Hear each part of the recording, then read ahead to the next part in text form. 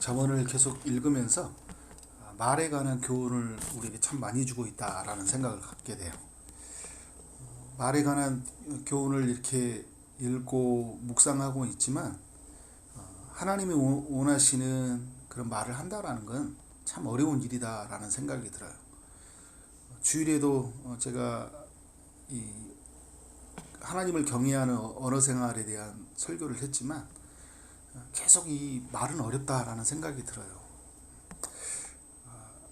알고는 있지만, 듣고는 있고 묵상하고 있지만 직접 우리가 사람들과 속에서 또 하나님 앞에서 좋은 언어를 선택하고 산다라는 것은 정말 쉽지 않은 일입니다.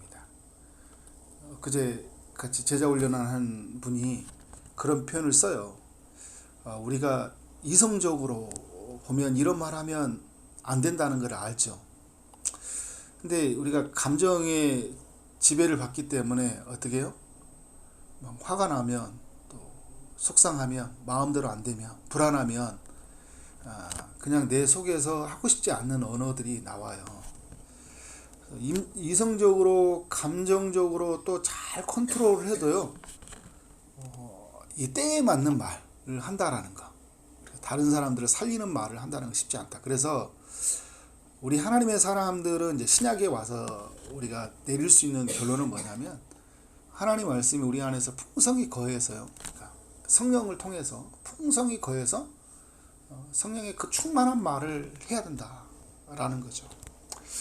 오늘 이제 읽었던 18장의 이 말씀도 지금 교훈들이 이렇게 계속 말에 관해서 이게 쏟아지고 있는데, 이게 이 말씀들이 성령의 인도를 받아서요, 이 적절한 타임에 사람들에게 흘러가는 말이 돼야 된다라는 거죠. 2절에 보니까 미련한 자는 명철을 기뻐하지 아니하고 자기 의사를 드러내기만 기뻐하니라. 명철함이, 지혜로움을 우리가 갈망을 해야 되는데 지혜가 없이 그냥 자기 의사만 드러내는 거예요. 우리가 말을 그냥 쏟아낸다고 이야기를 하잖아요. 하나님의 지혜가 임할 때까지 기다리고 또 지혜로운 말을 해야 되는데 그렇지 못하는 우리의 모습들을 보게 돼요. 그러니까 4절에 보면 이제 지혜로운 사람, 명철한 사람들은 어떤 말을 하냐고 이야기를 해주고 있는데, 명철한 사람의 입의 말은 깊은 물과 같다. 그리고 지혜의 샘은 솟구쳐 흐르는 내와 같다. 이런 이야기를 해요. 그러니까 지혜로운 사람들은 깊은 물을 낸다라는 거죠. 깊은 물을 낸다라는 것은 이제 그 영양가 있는 물을 낸다는 거죠. 깊이 물이 있다 보니까 어떻게 해요? 영양분이 충분하잖아요. 그리고 매우 시원합니다. 그렇지만 또 여러분, 깊이 있다 보니까 그 물은 어떻게 할까요? 바로 나오지 않아요. 기다리는 거죠. 그래서 4절에 있는 말씀은 뭐냐면, 지혜로운 사람들 있잖아요. 이 사람들은 매우 신중해요. 언어가 신중하게 나오는데, 근데 그 나오는 말이 매우 영양가 있고, 그리고 이 적절한 상황에서 시원한 말이 흘러나와요. 사람들의 마음을 시원케 해주는 거죠. 자, 6절의 말씀은요, 반대로 설명을 해주고 있어요. 이제 2절도 미련한 자라고 이야기하고 있고 6절도 이제 미련한 자 이야기를 해주고 있는데, 잠언이 지혜로운 자, 미련한 자를 이렇게 대조해서 설명을 하잖아요. 6절에서는 뭐라고 하냐면, 미련한 자의 입술은 다툼을 일으키고 그의 입은 매를 자청하니라. 그러니까 사람들 속에서 이렇게 말을 했는데 그 말이 오해를 사게 되고, 그래서 어떻게 해요? 다툼이 일어나요. 상대방의 감정을 상하게 한 거죠. 나는 어떻게 2절에 말한 것처럼 나의 의사만 드러내기를 원했거든요. 내가 하고 싶은 말, 내가 마음 좀 시원해야 돼. 이 말 꼭 해야 되겠어. 그래서 어떻게 해요? 그냥 해버린 거예요. 근데 그게 매우 미련하게 우리가 전달하는 메시지가 있다라는 거죠. 그래서 어떻게 해요? 상대방의 감정을 상하게 하고 또 오해를 주게 되니까 다툼이 일어나는 거예요. 그 입의 매를, 입은 매를 자청하니라. 그러니까 혼나는 상황들, 오해를 살 뿐만 아니라요, 매우 또 감정을 상하게 해서 또 혼나는, 또 벌을 받게 되는 이제 그런 말을 하게 될 때가 있다라는 거죠.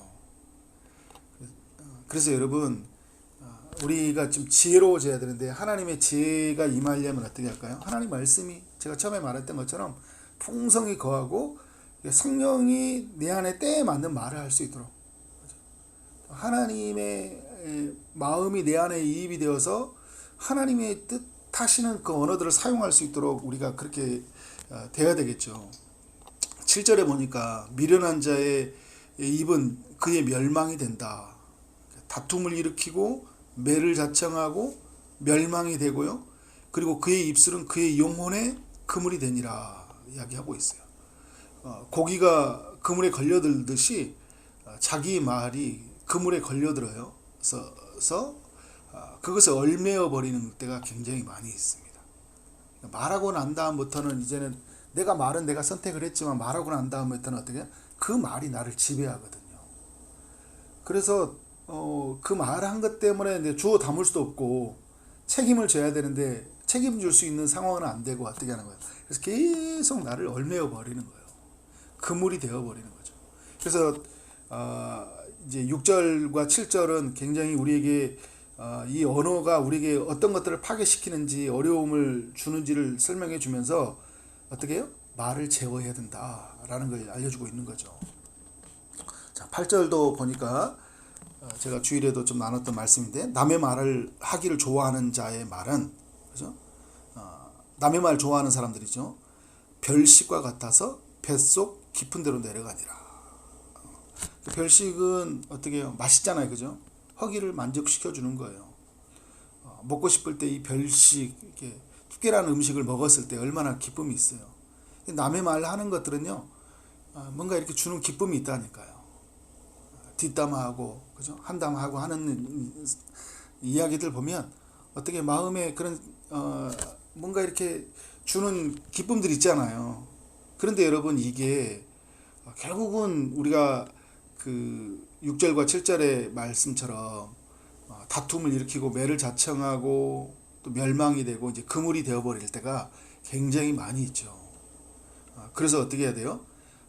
이 남의 말을 하려고 할 때 이 파급력, 그러니까 지혜를 가진 사람들은 그 이면을 보고 끝을 본다라고 제가 어제 말씀을 나눴는데, 하나님의 지혜가 임한 사람들은 이게 내가 이 사람이 이런 말을 했을 때 이 말은 결국 주워 담을 수 없기 때문에 그 사람에게 가든지 또 다른 사람들에게 엄청나게 오해 또 곡해된 말로 영향을 끼치게 되거든요.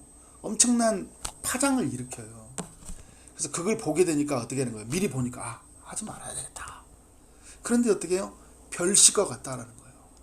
근데 별식과 같다라는 것들이 어떻게 해요? 그래서 내가 이 말을 할 수밖에 없는데, 이것은 영향력을 있는 게 뭐냐면 뱃속 깊은 데까지 내려간다 이야기를 하고 있어요. 그러니까 여러분, 우리의 우리의 안에서의 타락한 본성을 만족시켜 주고요. 그래서 어떻게 사람들 마음의 깊은 곳에 들어가서 정말 우리의 심령에 많은 것들을 무너뜨리는 것들을 보게 돼요. 그러니까 우리가 사용해야 하지 말아야 될 언어 중에 하나가 남의 말 하는 거예요. 남의 말. 그러니까 지금 사람들 앞에 공격하고 또 함부로 말하고 욕하고 하는 것도 하지 말아야 되지만, 남의 말 하는 것들에 대한 그 위험성도 꼭 알아야 된다. 입술을 잘 제어해야 되겠죠. 자, 우리 13절에 이렇게 말씀을 보니까 이제 이런 이야기를 합니다. 이제 오늘 2절과도 연결되어 있죠. 사연을 듣기 전에 대답하는 자는 미련하여 욕을 당하느니라. 그러니까 지금 우리는 어떻게 살아야 되냐? 사연을 잘 들어야 되겠죠. 듣는 것이 굉장히 중요하다는 거예요. 야고보서 말씀과 같이 듣기는 속히하라, 말하기는 어떻게 해요? 더디하라. 사람들이 그런 언어학자들이 그런 이야기를 하잖아요. 귀가 두 개인 이유와 입이 하나인 이유에 대해서 말할 때 어떻게 우리는 잘 들어야 돼요. 그러니까 이렇게도 들어보고요, 저렇게도 들어봐야 되는 거예요. 그러니까 내가 들리는 대로 그냥 생각하는 게 아니라 그 사람의 표정과 억양과 상황을 잘 살펴서 왜 이런 말을 했는지 우리가 잘 들을 필요가 있죠. 근데 우리가 앞뒤에 맥락이 없고 그 사람의 감정을 추스리지 못하고 막 들으면 잘못하면 또 오해가 되잖아요, 그죠? 그래서 그냥 어떤 한마디만 듣고 쉽게 판단해서 이럴 거라고 생각하지 말고 종합적으로 들어보고 어떻게 해야 돼요? 잘 판단해야 되는 거죠. 근데 듣기 전에 대답하는 자는 미련하여 욕을 당하느니라 라는 말씀을 우리에게 주고 있어요. 자, 17절에 보니까 송사에서는 먼저 온 사람의 말이 바른 것 같으나 그의 상대자가 와서 밝히느니라. 양쪽에 시비가 걸릴 때가 있다라는 거죠. 그때 어떻게 해야 되냐라는 거예요. 그래서 각 사람들이 주는 말들이 있거든요. 이 사람 말을 들으면 이 사람 말이 맞는 것 같고 저 사람 말을 들으면 저 사람 말이 맞는 것 같아요. 그래서 여러분 우리가 제가 아까도 말했던 것처럼 귀가 두 개인 것처럼 어떤 사람들의 말을 하면 다른 것도 들어봐야 되는 거예요. 이 사람 말을 들으면 이 사람은 자기 주관적인 편에서 자기가 느낀 대로 말을 했기 때문에 그 사람 말이 다 옳게 보이잖아요. 그런데 다른 사람 이야기를 들어보면 그 사람 편에서도 그 사람의 입장이 있었던 거예요. 한쪽의 말만 들어서는 안 된다. 그러니까 오늘 이제 우리가 언어를 이제 우리가 말하는 것도 중요하지만 듣는 것도 중요하다. 근데 어떤 사람들의 관계 속에 이루어져 갔을 때 이쪽 말만 들어서는 안 된다라는 거예요. 부부싸움 할 때도 보면 남편 말 들으면 아내가 진짜 나쁜 사람 같은데 아내 말 들어보니까 아이고 남편이 아내가 그럴만 했네. 그죠? 이게 들리잖아요. 그죠? 친한 사람 말에 더 귀를 기울이고 편을 들어서 그쪽을 두드려 가는 게 아니라 어떻게 해요? 잘 들어서 내가 분별해야 돼요. 죄를 짓지 않도록. 근데 오늘 말씀해 보니까 그 사람 말을 바른 것 같으나 상대가 와서 어떻게 한다고요? 밝히느니라. 이쪽의 말을 들어보니까 내가 어떻게 하는 거예요? 좌우로 치우치지 않는 거예요. 13절도 이제 듣는 것들을 이야기하고 그리고 2절도 어떻게 하는 거예요? 어떻게 보면 들음에 대한 중요성을 이야기해주고 있는 거예요. 그러면서 이제 마지막 중요한 이야기하고 있습니다. 20절 말씀. 사람은 입에서 나오는 열매로 배부르게 된다. 그러니까 여러분 우리의 언어는 열매를 맺게 되어 있거든요. 근데 오늘 이제 20절의 말씀은 이제 그 입에서 나오는 열매로 말미암아 우리가 만족하게 된다 이야기할 때 긍정적인 표현을 쓰고 있는 거잖아요. 우리가 어떤 말을 했을 때 진정한 배부름이 있다라는 거예요. 만족이 있다라는 거거든요. 좋은 말을 했을 때 그러니까 잠언에서 계속 입에 복록을 부르거니와 이렇게 이야기할 때 좋은 말은 좋은 결과를 가져온다. 토브라는 단어를 쓰잖아요. 그러니까 잠언에서 이렇게 말씀을 교훈을 줄 때 그러니까 좋은 언어는 좋은 결과를 가져온다. 그러니까 우리가 여러분 이런 말을 했을 때는 그러니까 우리가 하나님이 주신 언어를 사용했을 때 좋은 결과가 온다고요. 근데 나쁜 말을 하면 반대로 하면 어떤 결과일까요? 나쁜 결과가 찾아온다라는 걸 꼭 기억해야 되겠죠. 그러니까 우리가 어떤 언어를 사용하냐에 따라서 전혀 다른 결과가 나오는 거예요. 그러니까 우리가 기도라는 언어를 쓸 때도요. 하나님이 주시는 말로 막 하나님 힘들게 토로하고 정말 너무 힘들어요. 그래서 마음만 이렇게 아래고 가는 그런 기도 너무 중요합니다. 내 속에 있는 아프고 힘든 이야기들을 하나님께 토해내고. 그런데 좀 기도의 속에서 뭐도 나와야 돼요? 감사의 언어도 나와야 되는 거예요. 하나님 이렇게 주셔서 감사하고요. 이렇게 행하셔서 감사하고. 또 믿음으로 선포하면서도 기도하는 게 굉장히 중요한 거예요.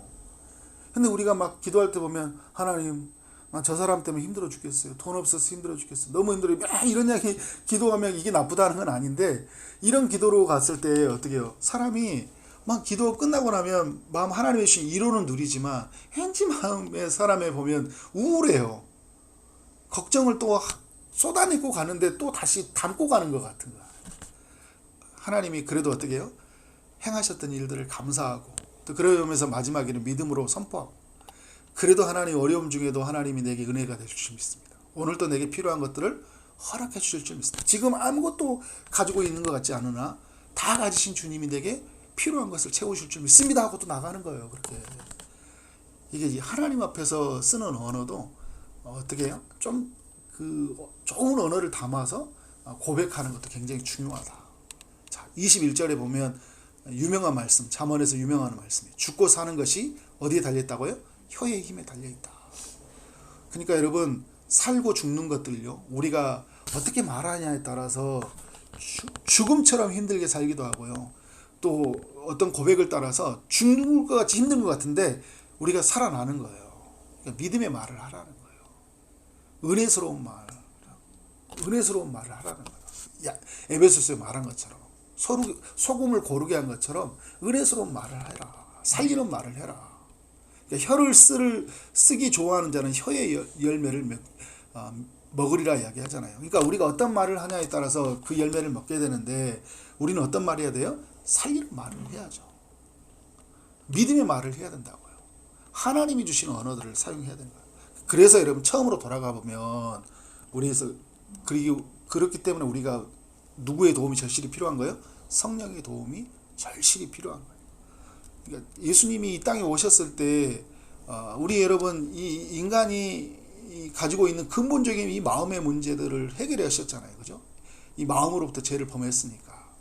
그리고 하나님이 성령이 임했을 때 우리 혀를 주관해 주시잖아요.